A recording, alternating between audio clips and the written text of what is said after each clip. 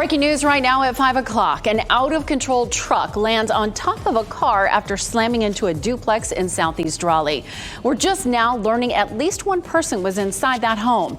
WRAL's Eric Miller is live on the scene. And Eric, you just spoke with someone who lives inside that home.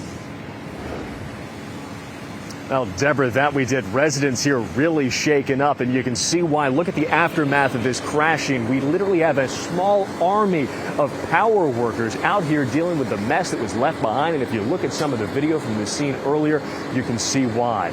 Raleigh police tell us this happened right around 1:30. That white GMC pickup truck flying off McMakin Street, clipping a power pole, hitting multiple parked cars before rolling into the side of a home.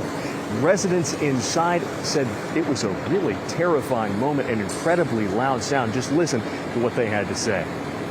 I just heard a big loud boom. I was in the living room. My wife was in the bedroom. My bed is actually right there where the truck landed. And, she's on her way to the hospital.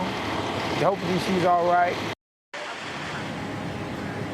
Now, thankfully, everybody inside that home was okay. We're told that the driver of that white pickup truck was awake and alert when they were taken to the hospital. Raleigh police are now investigating what the cause of this crash was, whether it might have been a medical emergency or drugs and alcohol that caused that driver to stop down on the accelerator and crash here. This does remain a very active scene with these power crews out here looking at least another hour, if not longer, for them to replace that pole there. So if you're along Garner Road, you may be in the dark for a bit longer. We're going to stay on top of this scene, and we'll bring you updates as we have them. Back to you.